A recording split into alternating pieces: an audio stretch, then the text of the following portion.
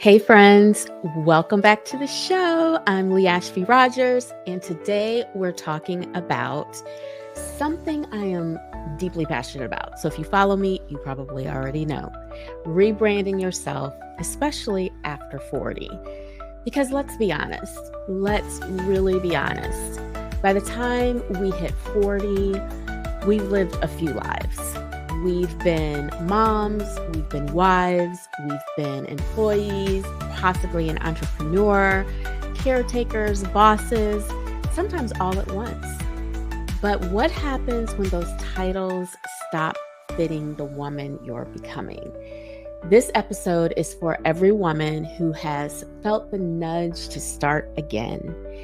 And, you may want to shift careers or change directions or rediscover your voice or simply just show up differently, leverage what you already have, lean into your strengths, and live and show up and just have a completely different story, or just own the story that you already have. So this episode is going to really dig in there. So if you've been thinking, is it too late for me to pivot? This one's for you. So, spoiler alert, it's not too late. It's right on time. So let's go ahead and dig in. So what are the things that are important to know if you're a woman over 50 and you want to start again? The first thing I'm going to share, the very first point, is that rebranding isn't just for business, it's for people. Rebranding is about redefining how the world sees you, especially after you've redefined yourself. So it really became, I always say personal branding is an inside job. And if you have not read my book, Out of the Shadows and Into Your Light, it is definitely in there. So personal branding is an inside job. So you really have to make sure you are doing the work internally and redefining yourself. It's about alignment and making your outer expression match the inner evolution. At 40 and beyond, we often carry experiences, wisdom, and stories that deserve a new stage.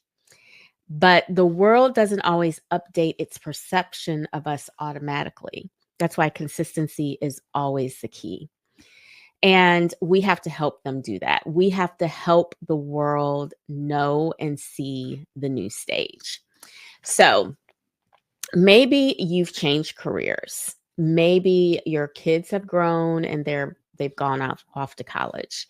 Maybe you've healed from something hard, a divorce, a hard breakup, death of parents or a parent, and you're just rediscovering your confidence. Whatever your why is, it's okay to rewrite your narrative because you are not the woman you were 10 years ago. And who wants to be, right? Who wants to be the woman that they were 10 years ago? And that's something to celebrate and not to hide. So rebranding, honestly, should be something that we seek to do really every 10 years, reevaluate and decide what needs to be changed. All right, so let's think about some of the myths that come up with rebranding. Are you ready for the myths that come up with rebranding, especially if you're over 40 years old? So here are a few. Myth 1, as I mentioned, it's too late. No, it's not. Let's get that clear. I don't care how old you are. No, it's not. I was just talking to a close friend of mine the other day who's 60 and she is going full in with her business. And I'm like applauding her and cheering her on because even at 60, it's never too late. You just never know. So there's no expiration date on purpose or potential. Some of the most powerful seasons of success happen in your 40s, 50s, and 60s because now you have clarity, you have wisdom, you have discernment, you have resilience. So it's not too late. Myth number 2, I have to start over. No, you do not have to start over. Rebranding is not starting over. It's starting again with more wisdom. You're not erasing your past. You don't have to start a whole new Instagram or Facebook page or LinkedIn page. It's not erasing your past, it's integrating it into something more powerful. So, your wisdom, your past, your history, your experience means something. We're just going to lean into that and we're going to make it work for us and not against us. And the third myth I want to talk about today is that people won't take you seriously. A lot of people don't lean into their rebrand because they don't think anyone is actually watching or will take them seriously. But actually, people trust credibility and the other very important C word, consistency.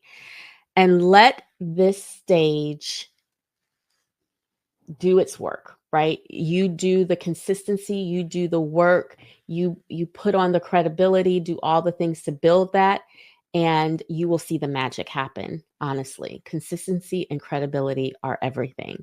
The key is to own your evolution with confidence and clear messaging. That's one of the things that messes up a rebrand, is that the messaging is sometimes complicated and all over the place and people don't know what to think or believe. So we're going to address that too. You got to keep following me. By the way, if you have not downloaded, liked, however you're listening to this, if you are not following me, please take a moment, stop and follow me, and make sure you tune in for other things I'm going to talk about around rebranding and messaging so that you can live and shine your best life. All right, back to the topic at hand. So let's talk about what rebranding actually looks like. I think sometimes people have a misconception, especially if we're watching things on social media, and we think a rebrand is a great new makeup routine or morning ritual or working out, or worse, a nice photo shoot. So it's none of those things. Spoiler alert. So, but I mean, there are elements of it. So let's talk about rebranding can mean many things. Number one, changing your visual appearance. Yes, your visual presence, that is part of it, a part of it. I won't say a small part of it, but it is a part of it. Your style, the website, if you have a website, photos that you use, or just how you show up online. I always tell people and ask, what does your digital presence look like? Have you Googled yourself? What story is it telling? What is showing up? Because we may have to add more to that so we can change the perception and the story that it's telling, your digital footprint. Number two is rebranding is shifting your messaging, the way you introduce yourself, what you post, how you describe your work. How do you describe it? How do you use and leverage all of your history, your wisdom, your experience, your resilience, and tell a better story? So, shifting your messaging. Number three, it is refining your voice, what you stand for, who you serve, and how you serve them. By this time, over 40, we are more in tune with who our people are. Who's our tribe? Who are the people that lean into us and we lean into them? So really start thinking about that if you're thinking about a rebrand. And the fourth thing is realigning your relationships, surrounding yourself with people who see women, that see the woman you are becoming. Okay. You want people to support that, to feed into that, to cheer you on. And life is too short to have people around you who are critiquing everything that you do, who don't see the vision. Life is already hard. So let's make sure we're surrounding ourselves with people who help us to see the best of ourselves and help us with the rebrand. All right. So at the heart of it, rebranding is about giving yourself permission to evolve publicly. Oof, that's really scary. Rebranding is about giving yourself permission to evolve publicly. You've been evolving privately for years. You've been growing and evolving privately already, learning, growing, healing, undoubtedly. And now it's time to let the world catch up. So think of it like that. Maybe it's finally Yes, launching the business idea. Maybe it's updating your LinkedIn profile to match what you've become. Maybe it's showing up on video, on YouTube, on TikTok, wherever you land, and sharing your wisdom. Whatever it is, your rebrand is your rebirth.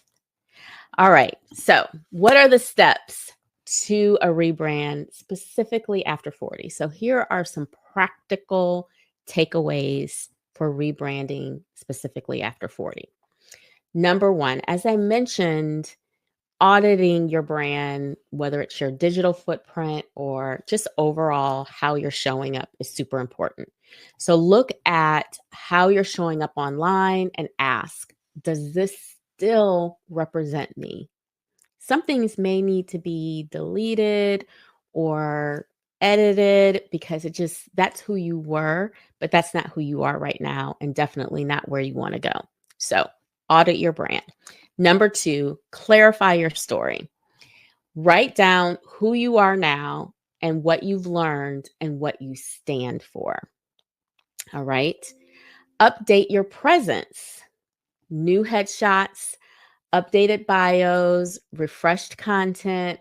Small changes make a big statement. So even though I say photo shoots are not a rebrand, they alert people and tell people that there's something else going on. So don't be afraid to get a new headshot, update your bio on LinkedIn. Just take a look at your content, what you're sharing, and make sure it aligns with the brand that you want to use moving forward. Number four, the hardest sometimes for people, is to be visible. Don't hide. Visibility is not vanity. A lot of times people in our age group and beyond, we think being visible and being out there is being selfish and pretentious and all of those things. Visibility is not vanity. It's stewardship of your story. Visibility also equals opportunity. So think about when you're not visible, you may be missing out on opportunities, and you are not leveraging and leaning into your story. So visibility is fine. You can decide on how much visibility you want. And number five is build community. Your people, your tribe, that's important. Surround yourself with women who are evolving. You don't have to do this alone. There are so many women rebranding and rewriting their story. Be around those people. All right. So finally, you are allowed to change. I want you to really know that, own that, lean into that. You are allowed to change. Number two, you are allowed to grow, even at over 60. Yes, there's still growth left. And it's okay to talk about that, share that, and make that part of your rebrand. And you are allowed to want more, even now. Yes, you can want more. And there's more to be had. So make that part of the mindset shift that you have as you lean into and grow into your new brand. So your dreams don't expire. They just matured, right? So whatever it is you've been sitting on, the business idea, the brand refresh, the book, the new direction, the new career, going back to school, like there's all kinds of things. This is your sign. Start now, because it's never too late. Because again, the world needs to know you. You need to reintroduce yourself to the world. Okay, so thank you so much for listening for this short time. If this episode spoke to you, I'd love for you to share it with another woman who's in that in-between season. The one who needs a reminder that she's not behind, she's just becoming. So make sure you follow me on all social media platforms, here on YouTube. I'm on TikTok, Instagram, all the things. Lee Ashby Rogers, and someplace I'm Shine with Lee. Hey, because I believe everybody deserves to shine. So make sure you follow me. And until next time, keep showing up. You've got to show up. You got to be visible. Keep shining, because Shining is a necessity. And remember, your next chapter is waiting on you to say yes. All right, have a good one and leave a comment below if you enjoyed this episode. Thank you.